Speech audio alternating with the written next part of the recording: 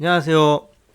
대한민국에서 제약바이오를 가장 쉽고 정확하게 설명해준다고 자부하는 남자 이석현입니다. 본격적으로 텔콘 RF 제약 들어가기에 앞서서 제가 몇 가지 안내 말씀드리고 시작을 할 텐데요. 저를 비롯한 대기업에 소속된 모든 멘토분들께서는 각자 맡으신 산업과 종목이 있으십니다. 네, 저 같은 경우에는 제약바이오가 되겠죠. 어떠한 상황이 되더라도 제가 맡은 부분에 대해서는 끝까지 책임의식을 갖고 여러분들한테 이제 알려드리기 위해 최선을 다할 테니까 많이들 시청해주시면 감사하겠고요. 그리고 제가 지난 시간에 텔콘 RF 제약에 대한 개요 영상을 하나 찍어드린 게 있는데 그거를 꼭 보고 오시는 거를 추천드립니다. 웬고하니 제가 뭐 할 때마다 일단은 이제 영상을 찍을 때마다 필요한 내용이라든가 이런 이제 핵심적인 부분, 이 친구가 뭐 하고 있는가 하는 부분 이런 걸 좀 이제 PPT 띄워서 이렇게 말씀을 드릴 텐데 개요 영상 때처럼 자세하게는 못 한다는 거. 왜냐면은 이 친구의 오늘의 흐름이 어떻고 향후 흐름은 뭐 대략적으로 어떻게 될 것 같은지 이런 부분들을 따져봐야 되는 거기 때문에 상당히 좀 시간 관계상 여러분들께서 한번 이제 그걸 숙지하고 오셔서 저와 함께 이제 보시는 걸 추천드린다라는 말씀 드리고 싶습니다. 자, 텔콘 RF 제약 99년도 1월 8일에 설립이 됐고요. 14년도 1월 24일에 코스닥 시장에 상장됐습니다. 5G 관련 차세대 기지국 핵심 기술인 FTTA 솔루션과 베트남 같은 곳에서 이제 동남아시아 진출을 통한 국내 글로벌 시장의 리더로 발돋움하는 데 중점을 뒀다. 이렇게 볼 수 있고요.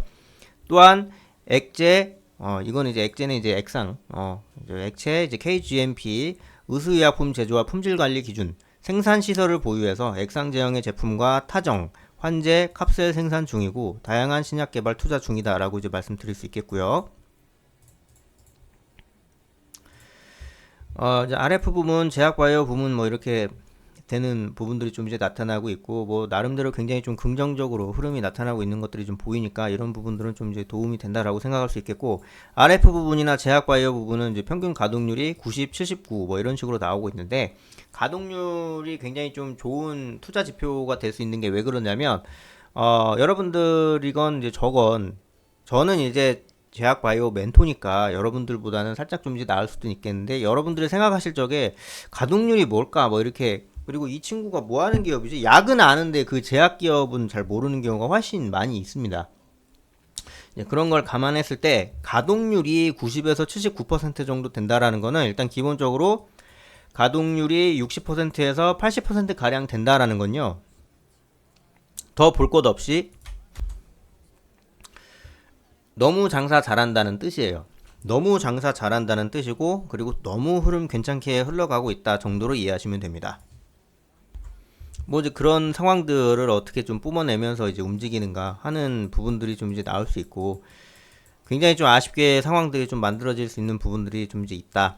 이렇게 생각이 드는데 뭐 어쩔 수 없습니다. 그냥 이렇게 들어가는 수밖에 없어요. 예, 그리고 이제 매출액 대비 이제 연구개발비를 보시게 되면 이제 4%대 가량이 되는 이제 이런 부분들이 나오는데 한편으로 보시게 되면 이제 적자가 좀 굉장히 좀 많이 나옵니다. 매출액 부분도 이제 나오긴 하는데 이제 영업이익이 좀 이제 안 되고 있다라는 거는 이 친구가 좀 이제 연구개발 이런 걸 좀 굉장히 좀 하고 있고 그리고 매출이 잘 안 나오고 있다라는 거죠.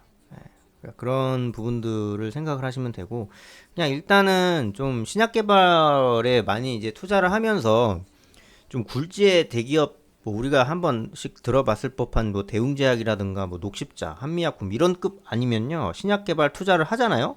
그러면 거진 적자예요.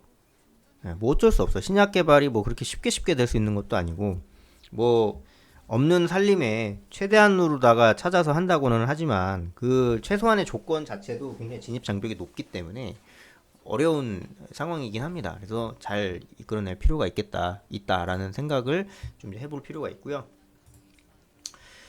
자, 그리고 이제 보시게 되면 전형적인 제약 바이오 흐름을 보여주고 있어요. 이 친구도 코로나 국면일 때 이제 뭐 좀 뭐 휴머니젠이 이제 코로나19 치료제 렌질루마 1차 평가 변수에서 뭐 통계적 유의성 확보 실패하면서 좀 떨어진 적도 있고 이제 휴머니젠이 뭐냐면 이제 투자사입니다. 예, 투자사가 잘 안 되니까 이 친구도 잘 안 될 것이다. 좀 이런 식으로 한번 이제 흐름을 받을 수 있는 거기 때문에 어, 그러니까 이제 코로나 시절에는 이제 코로나 관련주였던 셈이죠. 요 텔콘 RF라고 하는 친구가 코로나 관련주였던 겁니다. 그런 상태에서 이제 계속 밑으로 좀 내다 빼는 그런 모습들이 나오고, 뭐 이런 저런 한 그런 부분들 쭉 이제 만들어지면서 이거를 어떻게 좀 활성화하면서 좀 이어져 가서 이제 가는가 하는 부분들이 굉장히 좀 아쉽게 되는 상황들이 좀 나올 수 있어서, 정말 어떻게 뭐 해야 되는가, 이게 좀 이렇게 되는 게 맞는가. 오히려 지금은 지폐주도 깨졌어요. 지폐주 동전주 아시죠? 1,000원 기준으로 해가지고 1,000원 밑으로 가면 동전주입니다.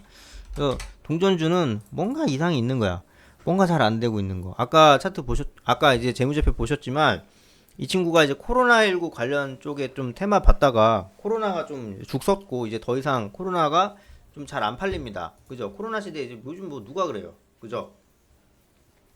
예, 그런 시점들인 거고, 그러다가 또 이제 뭐 폐렴, 중국에서 이제 흐름이 있었던 그런 폐렴, 그런 흐름 받고 좀 이제 올라가나 싶었다가도 이제 폐렴은 좀 일시적이다라는 생각이 좀 드니까 그런 부분들 이제 종합적으로 생각을 해봤을 적에는 그래도 좀 이제 괜찮게 흐름이 만들어질 수 있겠다. 뭐 요 정도로 보면 될 것 같아요. 그리고 뭐 전환사채 발행하겠다 뭐 이런 식으로 얘기를 하는데, 이거 주식으로 전환할 수 있는 사채를 발행하는 거기 때문에 결국은 다 이 친구의 부채가 된다기보다는 자산으로, 자본으로, 순자산으로 이제 통합이 돼가지고 좀 이렇게 달라지게 되는 거거든요. 그래서 이런 부분들을 다 이제 따져봤을 때 굉장히 좀 아쉬운 흐름들이 계속 이어지는 거고, 아주 짜증나게 되는 거예요.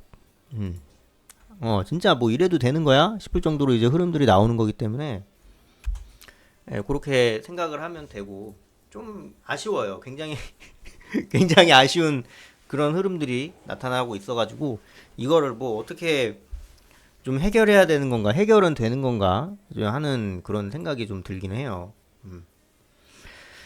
전환사채가 되면 이 뭐랄까 이 친구의 어떤 그런 이제 주주, 지금 한일진공인데 이 한일진공 하는 이 친구들을 위시로 해서 좀 이제 희석이 될 수도 있고, 굉장히 좀 뭐랄까 좀 안 좋은 그런 흐름으로 가는 그런 어떤 그런 시작점이라고 볼 수 있는, 이제 그렇게까지도 좀 추론을 해볼 수 있는 그런 거거든요. 그래서 좀 잘 안 되면 어떡하지 하는 생각이 좀 이제 들기는 해요. 이거 이렇게 들어가도 되는 건가 싶은 생각이 좀 들고요. 예, 그렇게 이어가면 되는 거고, 좀 어쩔 수 없습니다. 이거를 그냥 이런 식으로 만들어 가면서 쭉 마무리를 좀 다시 위로 올라갈 수 있을까 하는 그런 판단에 대해서는 지금 저는 개인적으로 좀 의문입니다. 예.